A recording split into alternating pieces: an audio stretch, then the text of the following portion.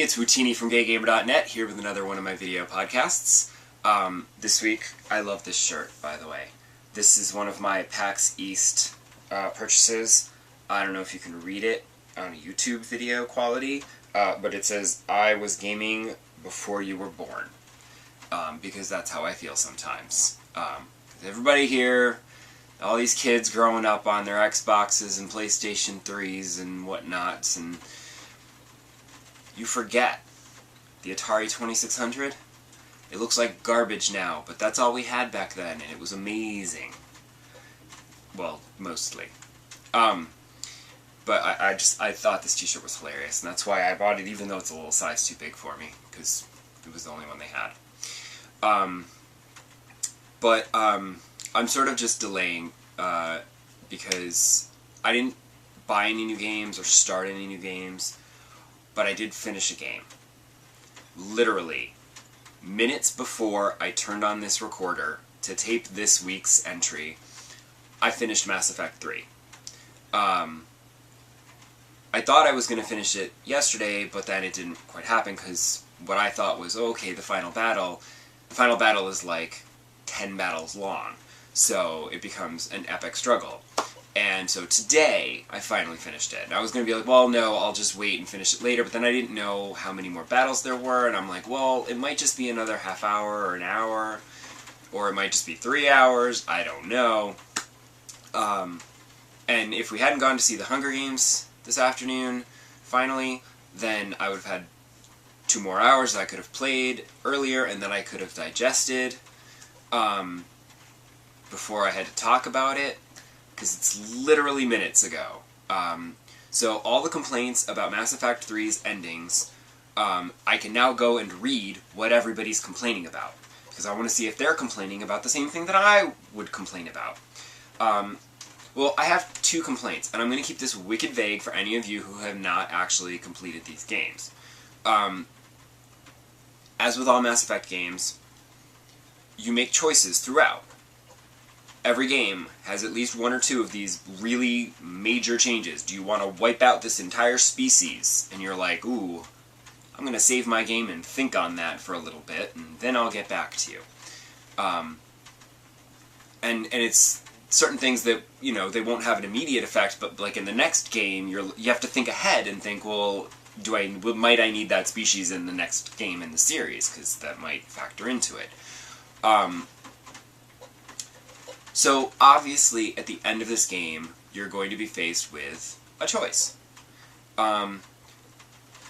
Depending on how much of the military readiness you collected and whatever, which of course, me being the anal retentive person I am, I finished every single side mission, I delivered every single thing everywhere, so I was pretty good. Plus, I did enough multiplayer, I actually got to 100%. By the time I actually got around to finishing the game, I think I was at about 96% readiness, although from what I understand, that doesn't actually factor so much into you don't have to play multiplayer, so I don't think that percentage actually really factors into whether you can get a better ending or not.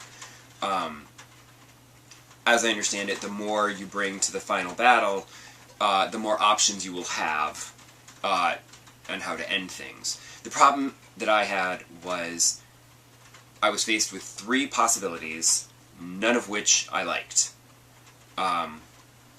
One would have been good, but also really bad. Another one could have been good, but I didn't want to go down that route. And I ended up taking the path down the middle, keeping it vague again. But for those of you who've played and finished it, you know which direction I'm talking about. So I do kind of object that, like, none of the choices were particularly satisfying. I did not really like, but of course, on the other hand, you don't want to say, okay, do you want to pick the happy ending or the sad ending? It's like, well, obviously, no, you want to have complex endings. I mean, the story has been very elaborate and complex and everything, so you're making these complex moral choices, so every choice is going to have a good and bad component. I get it.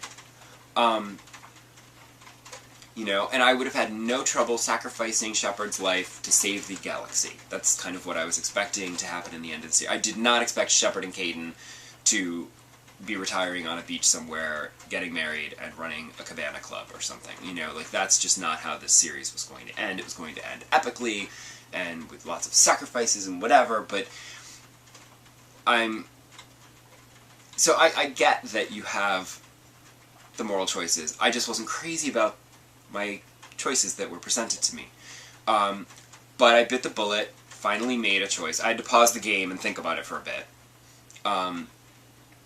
Then I made my choice, and I'm perfectly fine with making my choice, watching the final cutscene, and seeing how it all plays out.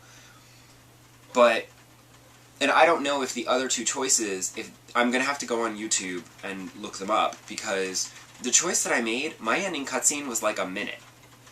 And, I mean, I get what happened, but I'm like, and what happened to everybody else? I'm like, I want some wrap-up. I wanted, you know, some follow-up on everybody else. It's not just about Shepard. And maybe the other two endings had a little bit more to them. I don't know. It's hard to describe exactly. I don't want to say what I saw because it ruins the ending, I guess, for people, so I won't actually get into details.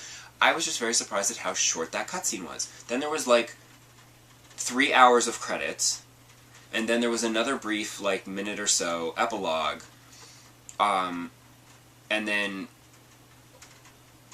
you're suddenly back on the Normandy right before you go after Cerberus so that you can do downloadable content and keep playing and such. I guess presumably you could then go and finish other side missions, except that I had already done all that. And the thing that kills me is that, to me, is kind of crappy, because just like in the first Mass Effect 2 was fine. But you can do DLC for Mass Effect 2, like, it worked within the story. But with Mass Effect 1, like, the ending of Mass Effect 1, like, then suddenly they're like, okay, now here's this DLC, but you have to have a save game from before a certain point in the storyline so that you can still explore the galaxy map and go and do this DLC. And I'm like, well, that's kind of horrible. I mean, I lucked out and I had enough game saves that, like, I rack up game saves, and so I had one that I could use so I could play the DLC. But if you didn't, I mean, obviously it's a good idea to have at least a few, but, like, if you didn't have anything old enough, you were screwed and you'd have to start the game again in order to play any DLC. Plus, you want to play DLC that bridges the space between a game and its follow-up sequel. So, the storyline of Mass Effect 1 obviously didn't really, you know, but there's ways to do it, I suppose, you know, other characters and such, but, you know, you could have shown, like, other sides of things, but, like, here, it's like, you're gonna have, like, this is the ending of this story. There honestly shouldn't be DLC for Mass Effect 3. As much as I love this series, and as much as I love this game, I don't actually want to play DLC for it, because I feel like I've had my experience, I've had my ending, and it is done, and now I kind of don't want to go back to the middle of the game, or towards just before the end of the game, so that I can go off on a couple of, like, haphazard missions that are just added content. Like, they're not going to have any kind of impact to the story, I don't think.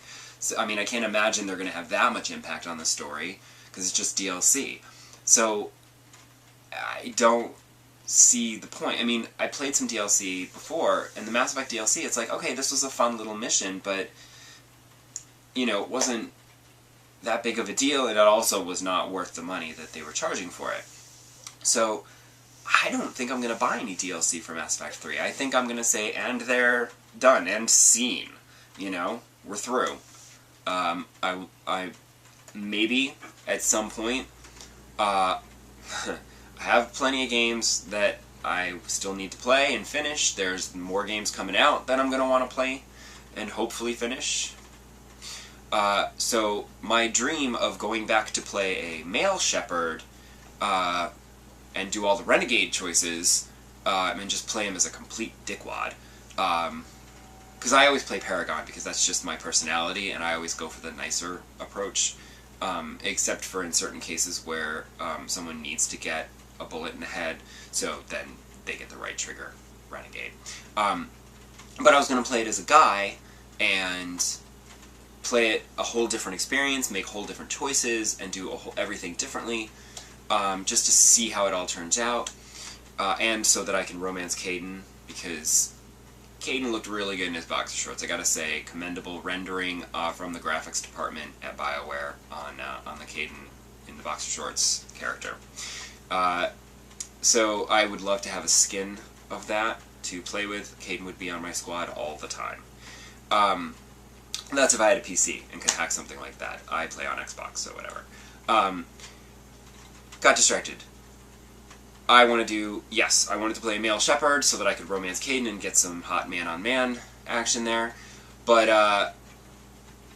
I don't see that I'm going to be able to play Mass Effect 3, or 1, 2, and 3. I just won't have time for that, unless I win the lottery and then have all the free time in the world.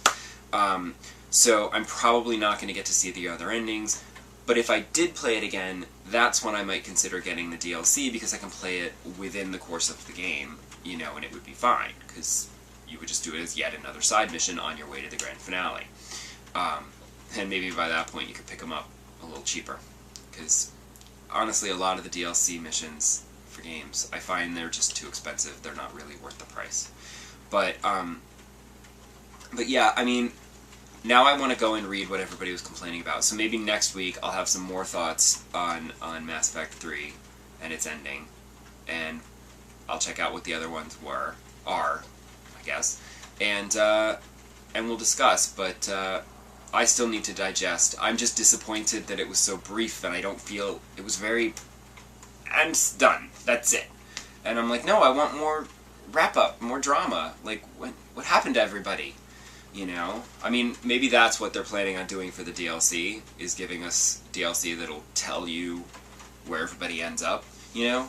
I want to look at the end of one of those teen comedy movies where they, like, do a freeze frame on somebody's face, and then they say, a little text appears that says, you know, he went on to open up a chain of dry cleaners and became a multimillionaire, or whatever. I mean, obviously that's, you know, more Garrus than Tally, but I'd like to know what happens to everybody.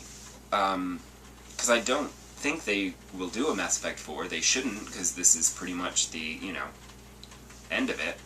But I would like to thank BioWare for creating the Mass Effect series, because it is a terrific game series, and probably one of my favorites of all time. So that's it. So come back next week, and I might have some more thoughts about this, and I will probably have started Xenoblade Chronicles, so I'll have that to talk about too. So you can look forward to that. And I'm going to shut up now and let you go about your business. Thanks for watching. Bye.